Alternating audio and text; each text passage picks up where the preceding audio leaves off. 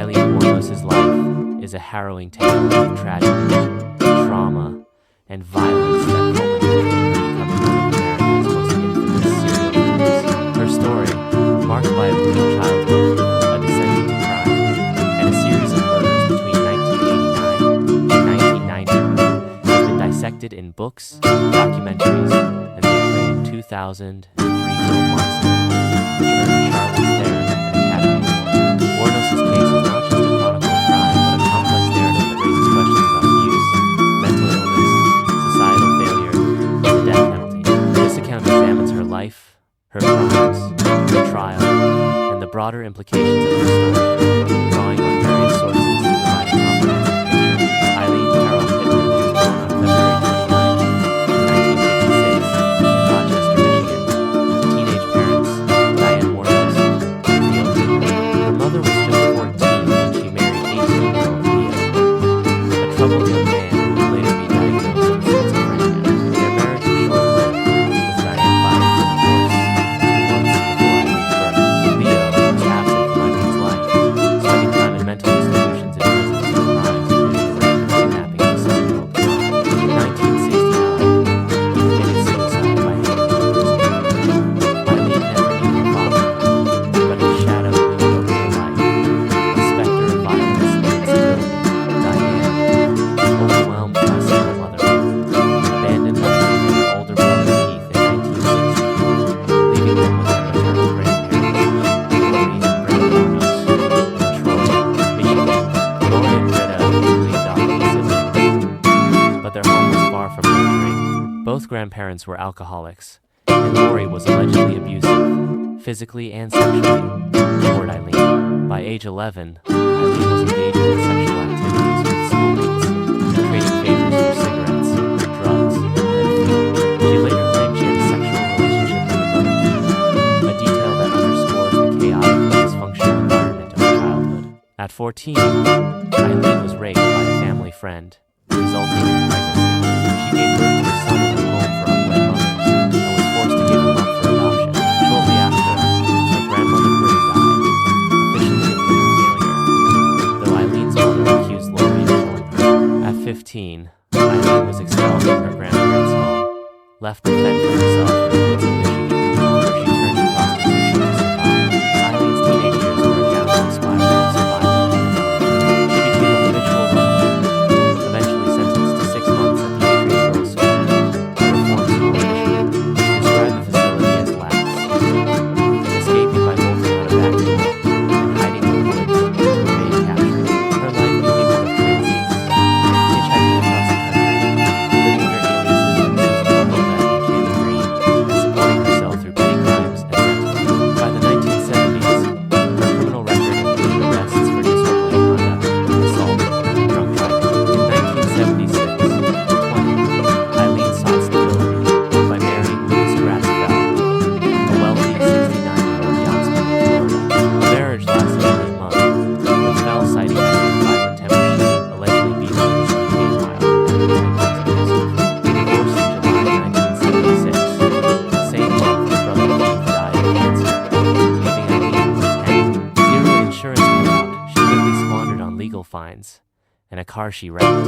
By the early 1980s, Aileen was entrenched in a transient lifestyle, moving to Florida and continuing sex work along highways. Her arrests escalated, including a 1981 conviction for armed robbery of a convenience store, for which she served 13 months in prison.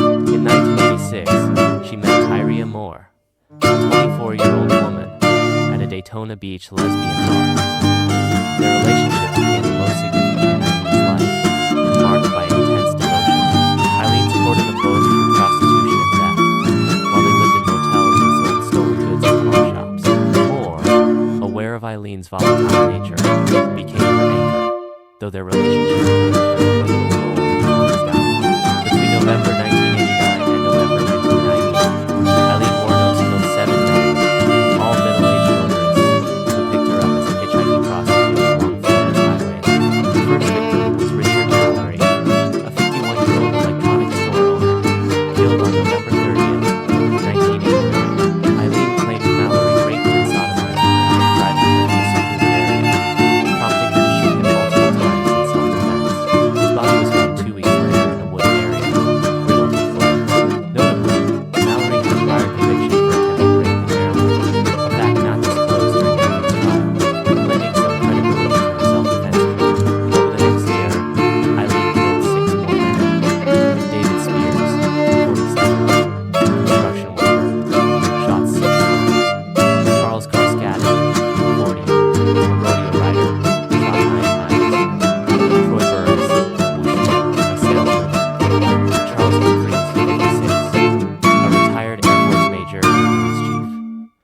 Walter Antonio, 62, a trucker and security guard, and Peter Seaves, 65, whose body was never found.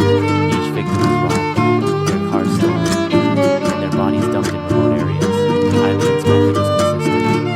Posing as a hitchhiker, she lured men with the promise of sex, then shot them with a .22 caliber pistol, often multiple times, before disposing of their bodies and belongings. She claimed all killings were in self-defense, alleging the men attempted to rape or assault her.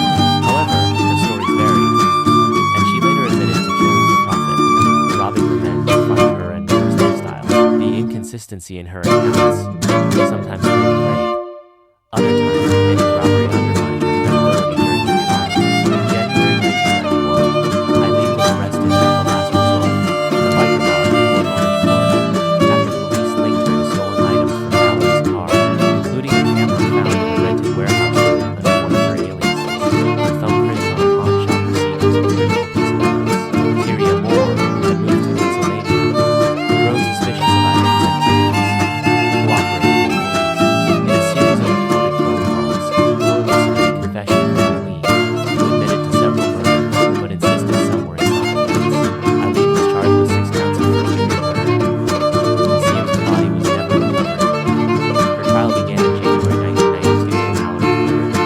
Prosecutors relied heavily on her videotaped confession, using Florida's Williams Rule to introduce evidence of her other murders to show a pattern of criminal behavior. The defense argued Aileen suffered from borderline personality disorder and antisocial personality disorder, with an IQ of 81, indicating limited mental capacity. They portrayed her as a victim of lifelong abuse, acting in self-defense against violent minds. However, the prosecution highlighted inconsistencies in her self-defense claims and her history of violence and theft.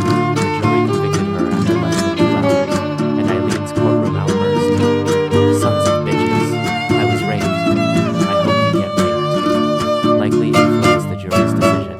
She was sentenced to death on January 28, 1992. Over the next year, Aileen pleaded guilty or no contest to 5 additional murders, receiving a total of 6 death sentences. Her mental state deteriorated on death row, marked by paranoia, and claims that police allowed her killers to profit from media deals. She was legally adopted by Arlene Prahl, a born-again Christian who believed that she would support her.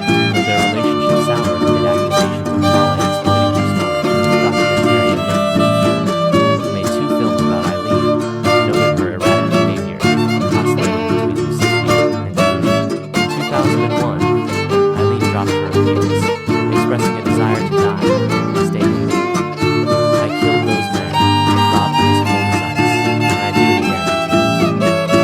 Her final psychiatric evaluation, ordered by Governor Jeb Bush, deemed her competent for execution. On October 9, 2002, Aileen Wuornos was executed by lethal injection in Florida's state prison.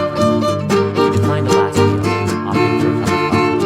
Her final words included, "I'd just like to say I'm sailing with the rock, and I'll be back, like Independence Day, with Jesus." June 6th, like the big fellowship and all, I'll be back. She was pronounced dead at 9:47 a.m., the 10th woman executed in the U.S. since 1976, and the second in Florida. Eileen's story has been immortalized in media, from Brookfield's documentaries to Monster, which portrayed her as both victim and villain. Feminist scholars like Phyllis Chesley argue her case highlights violence against prostitutes and the complexity of self-defense claims, while others see her as a calculated killer who exploited her victims' vulnerability. Her childhood of abuse, abandonment, and sexual trauma undoubtedly shaped her, but debates persist over whether her actions were driven by survival, mental illness, or malice. Posts on X reflect divided sentiments, with some empathizing with her tragic past and others condemning her as a liar who killed for gain. The Aileen Wuornos case forces us to confront uncomfortable questions. How does a